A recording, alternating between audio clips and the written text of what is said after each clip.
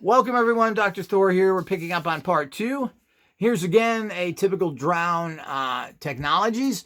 And you can always see, I don't know if this one has it or not, but generally, there were banks of these, banks of equipment, very complicated, lots and lots of dials. And of course, it took a lot. Here's a classic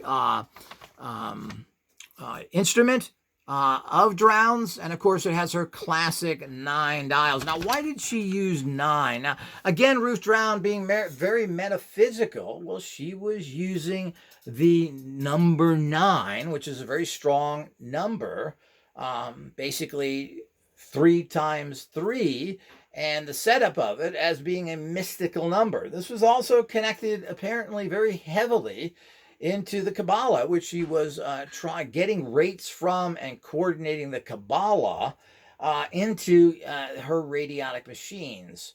Now, this kind of metaphysical use of radionics, I thought, was not really happening until basically what was the 80s, when metaphysical radionics came out, where there's a couple little goofy books published on it. And this is, of course, when I started doing things and we're building metaphysical radionic instruments. I wasn't really interested in the so-called healing aspects of it.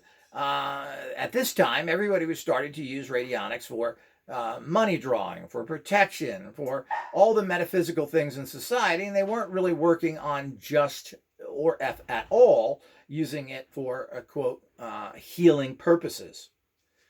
But it comes out that, like everything, nothing is really new. Ruth Drown was very metaphysical, and everything she was doing metaphysically was getting rates from that, meaning the numbers to put in, and she would correlate organs of the body to the tree of life and everything else. I think this is a big, giant error. You're moving away from what should be more of a psychic process into what basically is mysticism, which I always find very interesting. And of course, I weave that into my practices, but on a very understood and proper basis. When you fall into mysticism of any type, you have to be very careful because it's loaded with fraud and lies. The Kabbalah, and Judaism in general is a very primitive pagan religion and has very dangerous aspects to it and is very primitive. The Ark of the Covenant was powered by killing hundreds of animals a day and throwing them into the fire to empower it. No, it wasn't a little crystal in the box like Spielberg told you in Indiana Jonesy. This is nonsense. And to this day, conservative Jews are sacrificing animals at different times of the year. And there are rabbis that, to get rid of your sins, get chickens and cut their throats, who I call the voodoo rabbis. This kind of primitive nonsense is something I don't support and don't find any value in it. It's a very primitive way of doing things. And in ancient times, quote, animal sacrifice, unless you're throwing it in a fire, most of the time people ate the animals, and it was part of the priest conning you. Come to the celebration, give me some money, and you get food. Isn't that what they do today? Happy hour? Come to the animal sacrifice, get your happy hour blood drink. Yeah.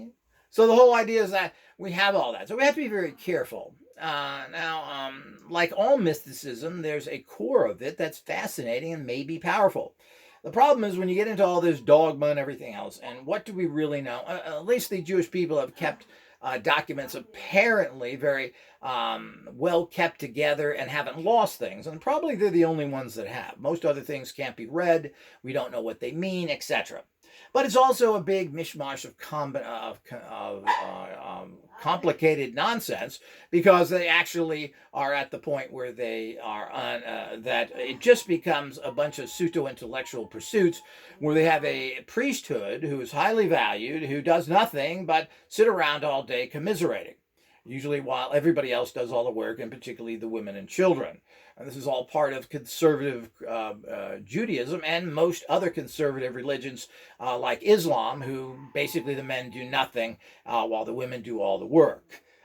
So we got to be very careful about getting into it. Is there something to any of this stuff? Well, it's always interesting, but spending your life researching the Kabbalah, which has been done for thousands of years, is going to produce absolutely nothing.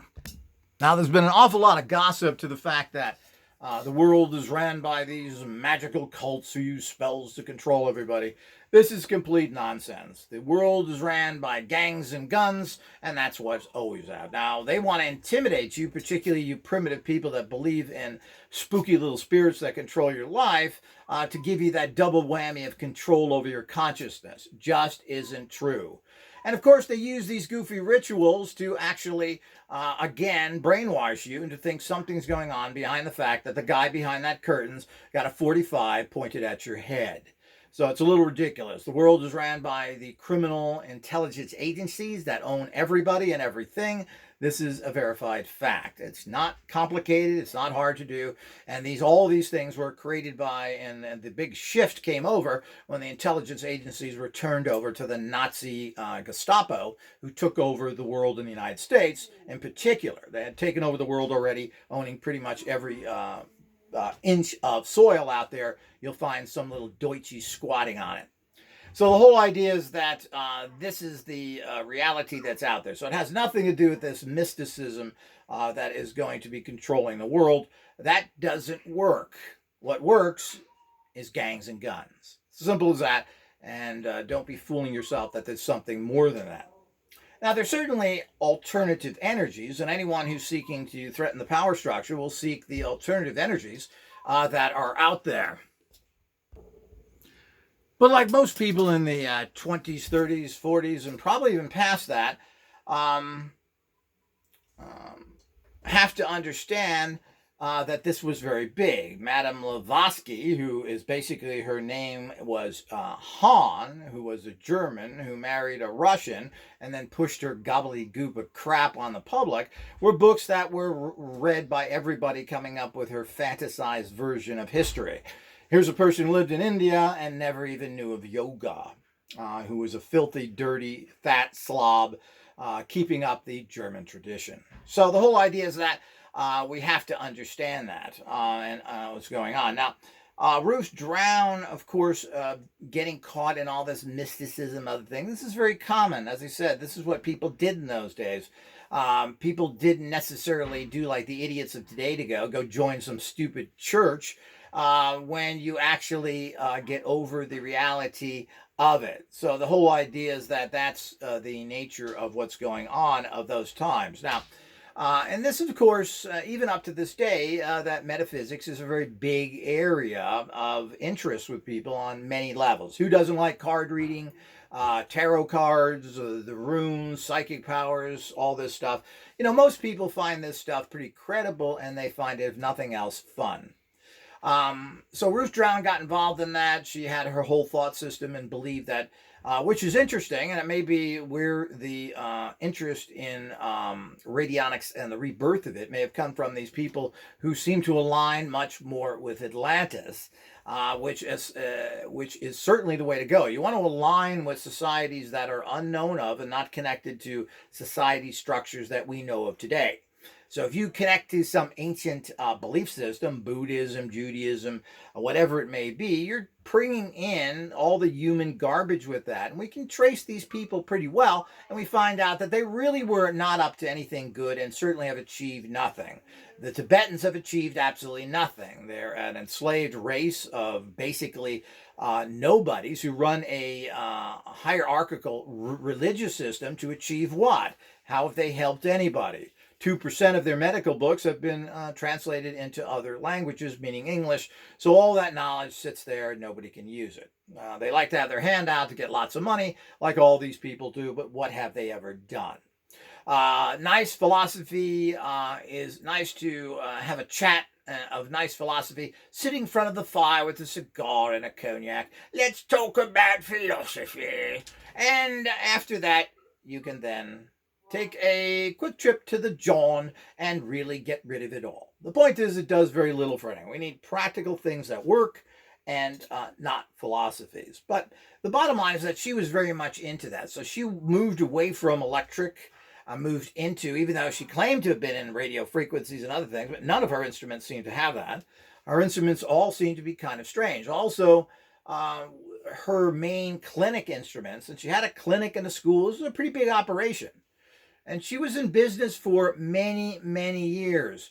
And it has been quoted, and I don't know how anybody really knows, but they think that she may have treated 35,000 people while her practice was open. But you got to remember, it also, had a practice open for 30, 40 years.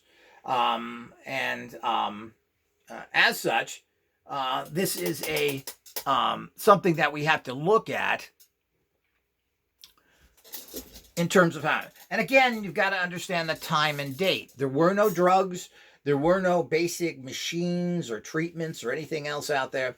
Everybody was seeking some sort of cure because there were no pharmaceuticals most of the time of doing this. Pharmaceuticals didn't come into big use until basically the 60s, 70s, and 80s. You got to remember, before that, what we have is a bunch of people having some sort of machine, or you'd go to a health place or whatever. None of this was part of what's going on to handle any kind of illnesses.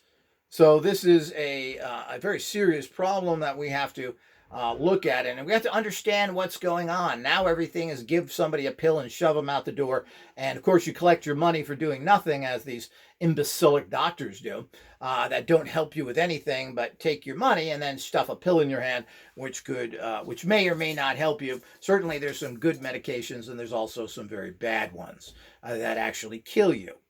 So when we have all this together, we have to understand the bigger picture, and the bigger picture is the fact that there wasn't anything else. So people like her, who was a doctor of chiropractic, a patient of one of the people she worked for, gave her the money to go to chiropractic school, or lent her the money, so it said in the article. So she went to chiropractic school. She then had some problems because the school was in the Midwest. Her children were at her home in Los Angeles, with her mother taking care of them. And apparently her mother got sick and she had to come home. But she did eventually, and why she didn't do that from the beginning, I don't know, went to chiropractic school in Los Angeles. And that's where she was based entirely, was Los Angeles, and only Los Angeles. She never did anything else. She certainly didn't go up the coast of Los Angeles to San Francisco and open practices or other things. Los Angeles at this particular time, the 30s and 40s, was a boom place, and a lot of people were there, and there was a fair amount of money at that time as well. So she has these, I'm trying to remember that name of that book. Let me see if I can. The book she's referencing is the 49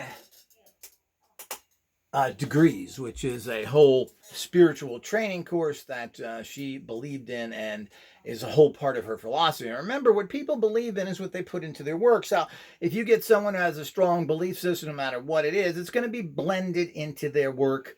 And this is really a shame because it tends to pollute it. So this happens quite a bit with Christianity and Judaism or any other belief system, where they're going to start putting in their mythological nonsense into something where it doesn't deserve. And we can say the same thing with Ruth Drown here, as her rates became Kabbalah-based and how all the numbers become mystical. And of course, she only wanted to use a 9 as being that strong mystical number. And as everyone knows anything about numerology. So you can look up numerology and how it works. And I did investigate numerology. Like all these things, they're kind of fascinating. And used it for a little bit, but it is kind of a little bit silly. I mean, the one thing that proved numerology wasn't too important to me is I was looking up to create a business name. And they listed all the business names. Now, you would think that a number would be a powerful business number, and it's usually 1 to 10 in numerology. And what you do is you add the numbers together. So if you have 15, you add 1 and 5 together, and you come up with 6. That's how numerology works. And they listed all the major companies. Apple, what else was out there? Microsoft, Amazon. And guess what? Every single one of their titles came up to a different number. So they didn't add all up to, let's say, 7, which is a financial number, which is what it should have added up to. They all came up with different numbers and then gave different aspects. It really turned into a mishmash of crap. But, there's probably something to numerology, and I think people should use it if they can.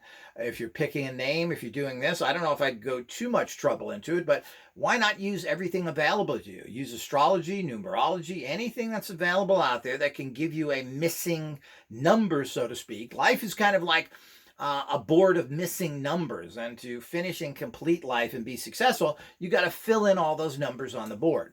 So why not do what you can to fill in everything by using these systems that a lot of people believe? The India, are very big into astrology and numerology to this day. And they won't let their children get married if their astrological signs are not compatible.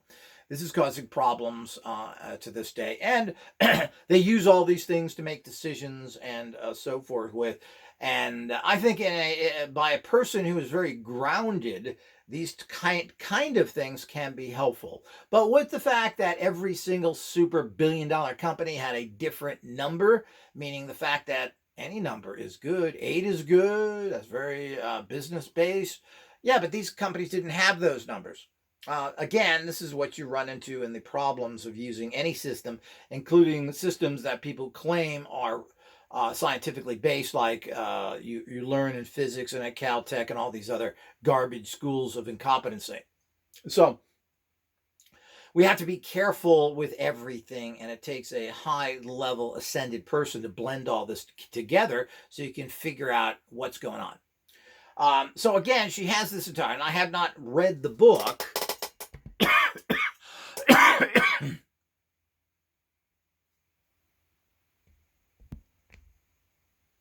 Excuse me. I have not read the book, so I don't really know what these 49 lessons are. And apparently the Atlantis book is about the transmutation of the soul and everything else. All very, very interesting, and all something to contemplate, because this physical world is worthless and very temporary. So what's past all this stuff is what you're going to live eternity in, and you should try and figure out what's going on.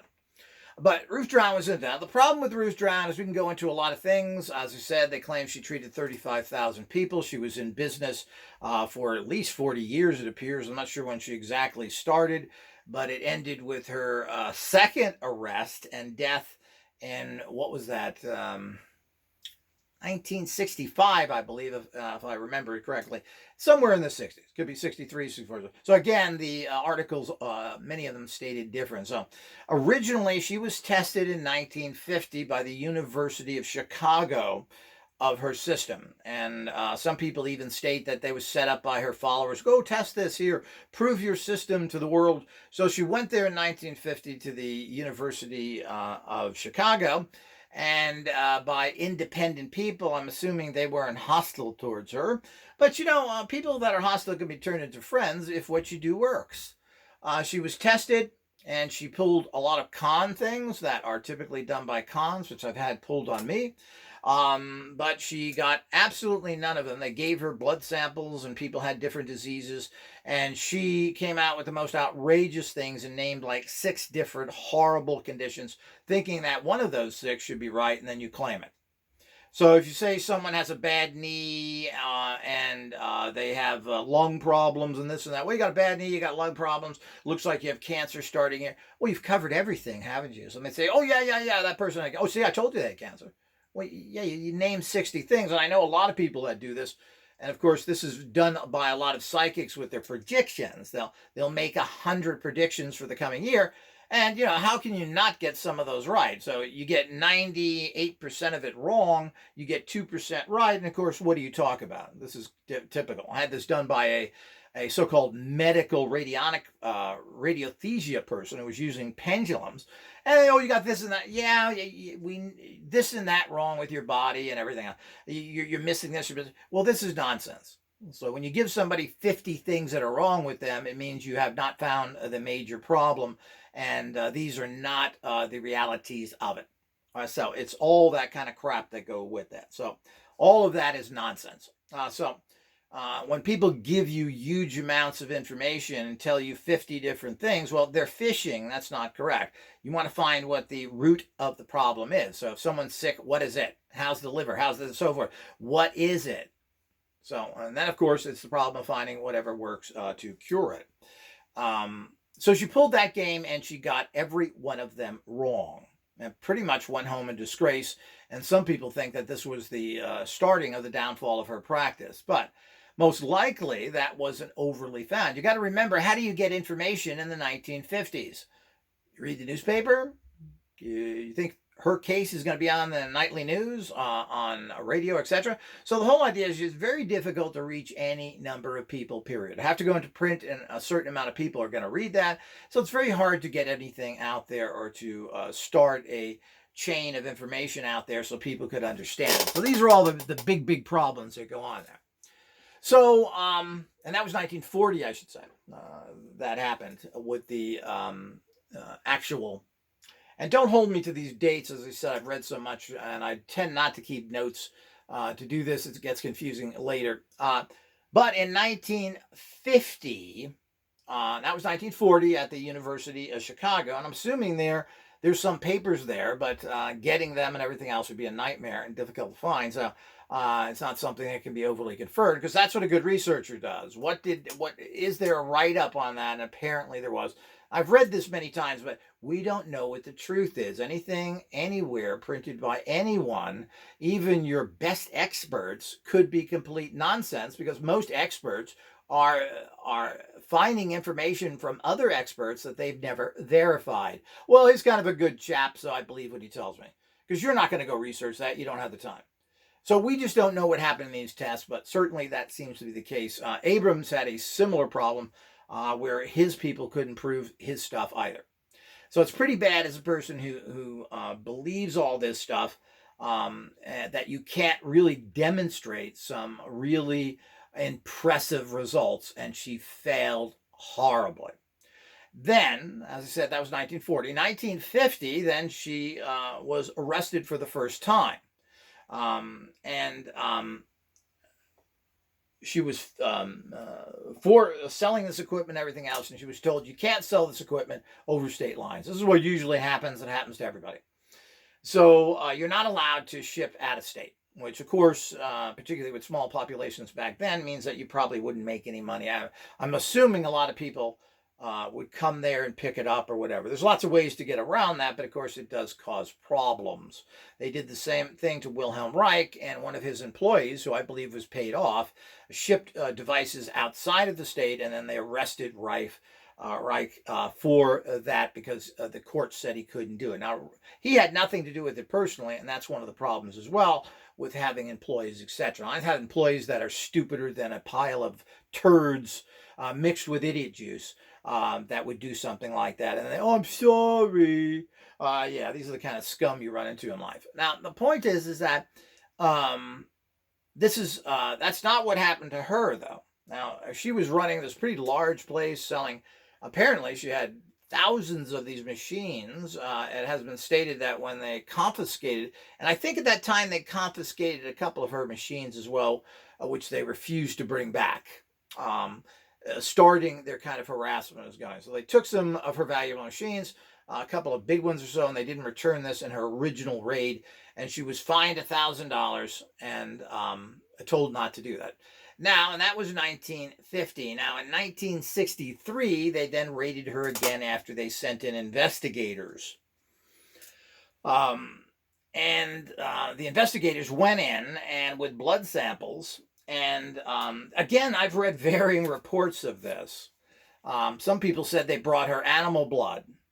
And this is one thing that's read. But again, when you try and look for facts, you run into problems. So somebody has changed this, and they've changed it for what particular reason? So, but it was thought that she brought animal blood, and she said that the animals, like she did with everybody, you're blind in one eye, you got cancer of the liver, you got diabetes and everything else. So this is very typical of what's going on. Now, she did have her supporters, and several people did show up at different trials for her, saying how they really helped her. Some of these were some noted individuals. These are things that she had of support as well. But, when somebody comes into court or some investigator goes in there, and again, we're assuming some of this was, what were the rigs in there? What did somebody do? Was that really what happened? Well, she diagnosed all of the samples she got. Some of them, supposedly in other articles, state that they were people, and she got it all wrong. They did not have that disease. One person, she said, didn't have cancer, had cancer, and died a few months later. These are the kind of things that happen that are certainly going to make you look like a total fool. She was unable to stop bleeding, which she claims she could do with radio waves. Now, where did the electricity come from? Because you don't have radio waves without electricity, where she initially said that electricity was bad and you don't want to use that. But she was using radio waves after that. So we get all these confusing things, and some of her machines were electric. Again, we get into this confused understanding, but she tried to use radio waves to stop a bleeding, and it didn't work, and the animals or people died. This is pretty effed up, people. So if this is the truth, then we have some real problems, and this is the dark side of Ruth Drown. Was she a gullible person? Now, she had some background in chiropractic. She did have a license in that. I don't know if she was using that along with her radionics. She was in business for a lot of years. I'm not sure what that means. A lot of people are in business for a lot of years and their tech is pretty poor. But if you treat enough people, you're going to get a certain core group of people that actually like what you do, no matter how bad it is. It doesn't matter how bad it is, a certain percentage of people will love what you're doing. These were brought to her, drops of blood were brought to her, and she charged at that time, which was in the 60s, was $50 to do an analyst on it, which seems to be a lot of money in the 50s, but whatever. None of these people seem to charge what I consider reasonable amounts. And got all of them wrong. Now, what are you supposed to do? This is when they raided her college, took everything, took apparently what seems to be hundreds, if not thousands, of machines that she was selling there, which usually means the fact that she's making good money, even though I read in another thing that she had a lot of equipment and she was concerned about being able to pay for it, not being able to sell a lot of it. So again, the more you read, the more you get confused, and the more lies that are perpetrated by a lot of bad people and a lot of just misinformed people that have no idea what's going on and don't have the intellectual capacity to really figure out what is going on. They're looking at it either from a religious or a educational point of view, and they're missing the forest for the trees, as they say. So this is the kind of problems that were ran into with the dark side of Ruth Drown. So she failed in every time she was tested horribly, supposedly. Now, again, I always like to throw in the quotient, but of course in 1950, it may not have been the case that she was threatened that you better fail because this technology cannot go forward because this will ruin the medical industry. I also read somewhere, and again, is any of this true? That the American Medical Association wanted to sell her tools and she refused to let them do that, thus bringing the wrath of the medical mafia on her. Now, all of these things make sense and are logical to some degree. And again, you got to remember there were no pills at this time, so devices like this were very popular. Albert Abrams made a fortune leasing and selling his machines because there was nothing else. And we're talking at a time where he was selling machines for a couple of $100, which equivalent to today would probably be $2,500 to $2,000. You're talking about a huge amount of money. And of course, $50 in the 60s is probably equivalent to $200 today, if not more. So all of these things are very, very interesting. And the dark side of Ruth Drown, unfortunately, is very large. Her technologies and everything else were, of course, based in the 40s, 50s, and 20s, and certainly were not very advanced. Her concepts are interesting and certainly have value in terms of what's happening. Having a 9-dial unit that is non-electric does absolutely nothing. These units are strictly psychic focusers, and psychic focusing, as I've already mentioned in part 1, can be effective.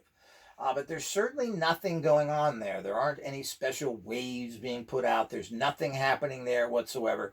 You've created a little antenna grid by connecting the different dials to plates and other things that are there. So the whole idea is that this is the big problem with all of this stuff, and you can never get a real answer. And, looking back now, where she died in 1965. We're talking about, what is it, 60 years ago, if not more.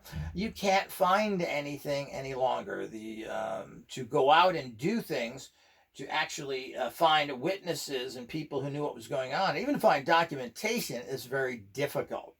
I would love to, and we'll someday start a GoFundMe project. I'd love to do a documentary on Ruth Drown and see what we can do. Obviously, the building is still there. I just recently read that a guy who lived in Hollywood, California, which is certainly close to where Ruth Drown had her laboratories, in Los Angeles area there. It's all kind of around there. He wrote this in 2002. And that he was a young guy, and that in 2002 he went into an antique shop in Hollywood. And in the back, thrown back there, I'm not sure how he found it or what was going on there, were 2 Ruth Drown units that the owner of the shop said he got from an estate sale, which I'm assuming was her daughter's estate sale or what's going on. They didn't really specify that, but this is how things get thrown around and nobody cares about it, etc. Just like all the radionic equipment today will all end up in the trash in the next 20 or 30 years. People will look at it, give it no value, and one of the problems is giving value to what is produced today. The garbage that you can get on the net today isn't worth saving. But, if that's what's saved, you think that's state of the art. So this is another problem in the bigger picture. But all of this stuff, I mean, there is nobody that has any particular place where all this stuff is kept and where there's any interest in this in general. The people involved in all this entire industry are really the scum of the scum. And they support the people who've taken over the industry, which are these Satanists who advertise their goods and services all over the net and don't really hide it. And of course, this was pioneered by Carl Hans Wells, one of the biggest evilest Satanists ever to be out there, that's then started pushing his Satanism in a sneaky way through making orgonite machines, which are dangerous in general. So here we go with the reality of that. But Ruth Drown certainly is fascinating. She was the one that made it more metaphysical. She was the one that made it non-electric. And really, is what most people are using today are these simplistic radionic type 9-dial machines. And of course, you need 9 dials to do any kind of serious tuning. I still see people out there with 3 dials and other things. They're worthless. And this is all part of not having anybody that really knows what's going on. And nobody in the industry really communicates with each other except for the lowest scum. And they all are scum. They're government agents. They're Satanists. This is the way of the world. But of course, isn't everybody? The bottom line is you can't find any good, credible people anywhere. So no matter what information you get, no matter where you get it from, is corrupted by the own corruption of the people involved, by their really horrific goofball beliefs in comic book gods and their idiot teaching in so-called universities of stupidity. So we run into this. This is the mystery of life. And certainly Drown had some very interesting aspects to what it had done, and those should be studied, and the good stuff should be taken out of it. The problem is when you look at all this old tech and everything else, they're very typical of old TVs, old record players. They're furniture. They're huge. And part of that is the fact is who's going to ever keep it? It's going to be axed and thrown in the trash, and this is always sad.